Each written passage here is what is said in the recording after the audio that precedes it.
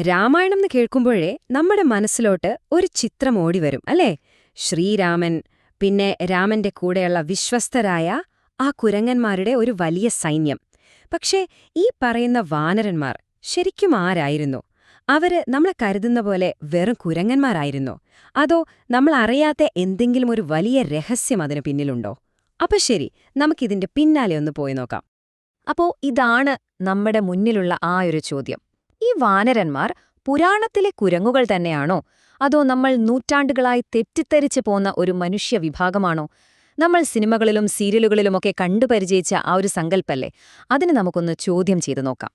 യഥാർത്ഥത്തിൽ സാക്ഷാൽ വാൽമീകി രാമായണം എന്താണ് ഇവരെക്കുറിച്ച് പറയുന്നതെന്ന് നമുക്ക് വിശദമായിട്ട് തന്നെ നോക്കാം. ദാ നോക്കൂ, ഇതാണ് ആ വ്യത്യാസം. ശരിക്കും ശ്രദ്ധിക്കണം. ഒരു വശത്ത് നമ്മൾ സാധാരണയായി കാണുന്നത്, അതായത് രാമന്റെ കുരങ്ങന്മാരായ സഹായികൾ, ഒരു പ്രാകൃത ഗോത്രം അല്ലേ? പക്ഷേ മറുവശത്ത് വാൽമീകി എന്താണ് എഴുതിയതെന്ന് നോക്കിയേ. വനത്തിൽ ജീവിക്കുന്ന മനുഷ്യർ, ബുദ്ധിയും കഴിവുമുള്ള ഒരു സമൂഹം. ഇതിലേറ്റവും പ്രധാനപ്പെട്ട കാര്യം എന്താന്ന് വെച്ചാൽ, അവരൊരു വേറെ വർഗമേ ആയിരുന്നില്ല. നഗരങ്ങളിലൊക്കെ ജീവിക്കുന്ന ആളുകളുടെ അതേ വംശപരമ്പരയിൽ പെട്ടവരായിരുന്നു വാനരന്മാർ. അപ്പോ നമ്മുടെ ഈ ഒരു അന്വേഷണത്തിലെ ആദ്യത്തെ സൂചനയിലേക്ക് കടക്കാം. അത് മറ്റൊന്നുമല്ല, സാക്ഷാൽ വാൽമീകി ഉപയോഗിച്ച വാക്കുകൾ തന്നെയാണ്. കാരണം വാക്കുകൾക്ക് കാലം കഴിയുന്തോറും അർത്ഥം മാറിമറിയാം. അതുകൊണ്ട് ആ ഒറിജിനൽ വാക്കുകളുടെ അർത്ഥമെന്തായിരുന്നു എന്ന് മനസ്സിലാക്കുന്നത് വളരെ പ്രധാനപ്പെട്ട ഒരു കാര്യമാണ്. നോക്കൂ, വാൽമീകി വളരെ വ്യക്തമായിട്ട് വാനരന്മാരെ വിളിക്കുന്ന ഒരു പേരുണ്ട്, വാനചാരിണി. എന്താണ് ഈ വാക്കിന്റെ അർത്ഥം? അതിന്റെ അർത്ഥം ഇത്രയുള്ളൂ: വനങ്ങളിൽ സഞ്ചരിക്കുന്ന ആളുകൾ, അല്ലാതെ വേറൊരു ജീവിവർഗമെന്നോ കുരങ്ങന്മാരെന്നോ അല്ല. അപ്പോ ഇതാണ് ഇതിലെ ഏറ്റവും നിർണായകമായ പോയിന്റ്. ഈ പേര് അവരുടെ ജീവിത രീതിയെയാണ് കാണിക്കുന്നത്, അല്ലാതെ അവരുടെ വംശത്തെയല്ല. ഇനി വാനരൻ എന്ന വാക്കിന് കാലക്രമേണ എന്ത് സംഭവിച്ചു എന്ന് നോക്കാം. ഇത് രസകരമാണ്. പണ്ട് പുരാതന കാലത്ത് വാനരൻ എന്ന് പറഞ്ഞാൽ വനത്തിൽ നിന്ന് ആഹാരം കണ്ടെത്തി ജീവിക്കുന്നവൻ എന്നായിരുന്നു അർത്ഥം. വളരെ വിശാലമായൊരർത്ഥം. പക്ഷേ കാലം ഒരുപാട് കഴിഞ്ഞപ്പോൾ ആ അർത്ഥം പതിയെ പതിയെ ചുരുങ്ങിവന്നു. ഇന്ന് ആധുനിക കാലത്ത് വാനരൻ എന്ന് കേട്ടാൽ നമ്മളെല്ലാവരും ചിന്തിക്കുന്നത് കുരങ്ങൻ എന്നാണ്. നമ്മുടെയൊക്കെ ഇപ്പോഴത്തെ ഈ തെറ്റിദ്ധാരണയുടെ പ്രധാന കാരണം ഈ അർത്ഥമാറ്റം തന്നെയാണ്. ശരി, ഇനി അടുത്ത സൂചനയിലേക്ക് പോയാലോ? അവരുടെ ആ കുരങ്ങിനോട് സാമ്യമുള്ള രൂപം ഒരു വേഷവിധാനമായിരുന്നു എന്ന സിദ്ധാന്തം. അതായത് അതവരുടെ യഥാർത്ഥ ശരീരമല്ല, മറിച്ച് അവരുടെ ഒരു സാംസ്കാരിക വേഷം, ഒരു കോസ്റ്റ്യൂമായിരുന്നു. ഈ ആശയം പെട്ടെന്ന് മനസ്സിലാക്കാൻ ഒരു ആധുനിക ഉദാഹരണം നോക്കാം. അതായത് നല്ല തടിയുള്ള ഒരാള് വെള്ള ഷർട്ടും കറുത്ത സ്യൂട്ടുമൊക്കെ ഇട്ട് നടക്കുന്നത് കണ്ടാൽ ചിലപ്പോൾ ഒരു പെങ്ക്വിനെ പോലെ തോന്നിയേക്കാം. പക്ഷെ അതുകൊണ്ട് അയാൾ പെങ്ക്വിനാകുന്നുണ്ടോ? ഇല്ലല്ലോ. വളരെ ലളിതമായ ഒരു കാര്യമാണിത്. ഒന്നുകൂടി ഉറപ്പിച്ച് പറയാം, സ്യൂട്ട് ധരിച്ചതുകൊണ്ട് ഒരാളും പെങ്ക്വിനായി മാറുന്നില്ല.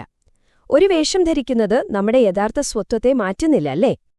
അപ്പോ ഇതേ യുക്തി നമുക്ക് വാനരന്മാരുടെ കാര്യത്തിലും ഉപയോഗിക്കാം. ഒരു മുഖംമൂടിയും ഒരു വാലും ധരിച്ചതുകൊണ്ട് ഒരു മനുഷ്യൻ കുരങ്ങനാവില്ല. അത് ചിലപ്പോ അവരുടെ ഗോത്രപരമായ ഒരു വേഷമായിരിക്കാം, അല്ലെങ്കിൽ ഒരു യൂണിഫോം പോലെ. ചില ആദിവാസി വിഭാഗങ്ങൾ തലയിൽ മൃഗങ്ങളുടെ കൊമ്പൊക്കെ വെക്കുന്നത് നമ്മൾ കണ്ടിട്ടില്ലേ? അതുപോലെ ഒന്ന്. വാനരന്മാർ ഒരു പ്രാകൃത വർഗമായിരുന്നു എന്ന നമ്മുടെ ധാരണയെ പൂർണ്ണമായും ഇല്ലാതാക്കുന്ന ഒരു കാര്യമാണ് അവരുടെ വംശാവലി, അതായത് അവരുടെ ഫാമിലി ട്രീ. നമുക്കതൊന്ന് പരിശോധിച്ചു നോക്കാം. ഇത് വാൽമീകി രാമായണത്തിൽ നിന്ന് നേരിട്ടുള്ളൊരു വാക്യാണ്. ഇതിലെന്താ പറയണത്? വാനരന്മാരുടെ പൂർവികരാരായിരുന്നു? പ്രഗത്ഭരായ ഋഷിമാരും സിദ്ധന്മാരും ദേവന്മാരും ഒക്കെയായിരുന്നു. രാക്ഷസന്മാരുടെയും അയോധ്യയിലെ പൗരന്മാരുടെയും ഒക്കെ അതേ പൂർവികർ തന്നെ. അപ്പോ നമുക്ക് ഉറപ്പിച്ചു പറയാൻ പറ്റും, മൂലഗ്രന്ഥം അനുസരിച്ച് വനത്തിൽ ജീവിച്ചിരുന്നവരും നഗരങ്ങളിൽ ജീവിച്ചിരുന്നവരും ഒരേ വംശത്തിൽപ്പെട്ടവരായിരുന്നു. അവർക്കിടയിൽ വംശീയമായ ഒരു വ്യത്യാസവും ഉണ്ടായിരുന്നില്ല. നമ്മൾ ഇതുവരെ വാക്കുകളും സിദ്ധാന്തങ്ങളുമാണ് നോക്കിയത്. ഇനി നമുക്ക് കുറച്ചു പുരാവസ്തുപരമായ തെളിവുകളിലേക്ക് പോകാം. കല്ലിൽ കൊത്തിയ തെളിവുകൾ. ഈ വേഷം ധരിച്ച മനുഷ്യർ എന്ന സിദ്ധാന്തത്തെ ഈ തെളിവുകൾ എങ്ങനെയാണ് പിന്തുണയ്ക്കുന്നതെന്ന് നോക്കാം. ലോകപ്രശസ്തമായ എല്ലോറയിലും കംബോഡിയയിലെ അങ്കോർ വാട്ടിലുമൊക്കെ രാമായണത്തിലെ രംഗങ്ങൾ കൊത്തിവെച്ച ശില്പങ്ങളുണ്ട്.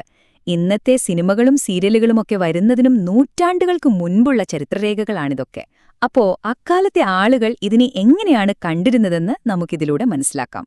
ഈ പുരാതന കൊത്തുപണികൾ നമ്മളൊന്ന് ശ്രദ്ധിച്ചു നോക്കിയാൽ ഒരു കാര്യം വളരെ വ്യക്തമാവും. ഹനുമാനെയും മറ്റു വാനരന്മാരെയും ഒക്കെ രാമന്റെയും ലക്ഷ്മണന്റെയും അതേ രൂപത്തിലും വലുപ്പത്തിലുമാണ് കൊത്തിവെച്ചിരിക്കുന്നത്. ഒരേയൊരു വ്യത്യാസം എന്താണെന്ന് വെച്ചാൽ അവരൊരു മുഖംമൂടിയും ഒരു വാലും ധരിച്ചിരിക്കുന്നു എന്നതാണ്. ഇതവർ യഥാർത്ഥ കുരങ്ങുകളല്ല, മറിച്ചു മനുഷ്യർ തന്നെയാണെന്ന് വ്യക്തമാക്കുന്നു, അല്ലേ? അപ്പോ ഇതുവരെ നമ്മൾ കണ്ട ഈ സൂചനകളെല്ലാം ഒന്ന് ഒരുമിച്ച് ചേർക്കുമ്പോൾ വാനരന്മാരെക്കുറിച്ച് നമുക്ക് പുതിയതും കൂടുതൽ വ്യക്തവുമായൊരു ചിത്രം കിട്ടും.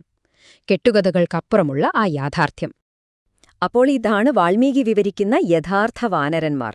അവർ ഭരണതന്ത്രം അറിയുന്നവരായിരുന്നു, നല്ല ബുദ്ധിശക്തിയുള്ളവരായിരുന്നു, ശാരീരികമായി അതിശക്തരായിരുന്നു, എന്തിനധികം പരാക്രമത്തിൽ വിഷ്ണുവിനു തുല്യരാണെന്നാണ് പറയുന്നത്. അവർ ദക്ഷിണേന്ത്യയിൽ മാത്രമായിരുന്നില്ല, ലോകമെമ്പാടുമുള്ള വനങ്ങളിലും പർവ്വതങ്ങളിലും വ്യാപിച്ചുകിടന്ന ഒരു വലിയ മനുഷ്യ സമൂഹമായിരുന്നു. അതിനാൽ അടുത്ത തവണ നമ്മൾ ഹനുമാനെയും ബാലിയെയും സുഗ്രീവനെയുമൊക്കെ പോലുള്ളവരെക്കുറിച്ച് ചിന്തിക്കുമ്പോൾ ഒരു കാര്യം ഓർക്കുക. അവർ നമ്മൾ കഥകളിൽ കേൾക്കുന്ന വെറും കുരങ്ങുകളായിരുന്നില്ല. അവർ ശക്തരും ബുദ്ധിശാലികളുമായ ഒരു വലിയ മനുഷ്യ സമൂഹത്തിലെ മഹാരഥന്മാരായ നേതാക്കന്മാരായിരുന്നു. ഈ ഒരു വിശദീകരണം നമ്മുടെ മുന്നിൽ വളരെ വലിയൊരു ചോദ്യമാണ് ബാക്കിവെക്കുന്നത്. രാമായണത്തിലെ ഇത്രയും പ്രധാനപ്പെട്ട ഒരു ഭാഗം മനസ്സിലാക്കുന്നതിൽ നമുക്കിത്രയും വലിയൊരു തെറ്റുപറ്റിയെങ്കിൽ നമ്മൾ സത്യമെന്ന് വിശ്വസിക്കുന്ന മറ്റു പുരാണ കഥകളിലും ഇതുപോലുള്ള തെറ്റിദ്ധാരണകളുണ്ടാകാൻ സാധ്യതയില്ലേ? ഇതൊന്ന് ആഴത്തിൽ ചിന്തിക്കേണ്ട ഒരു കാര്യമാണല്ലേ?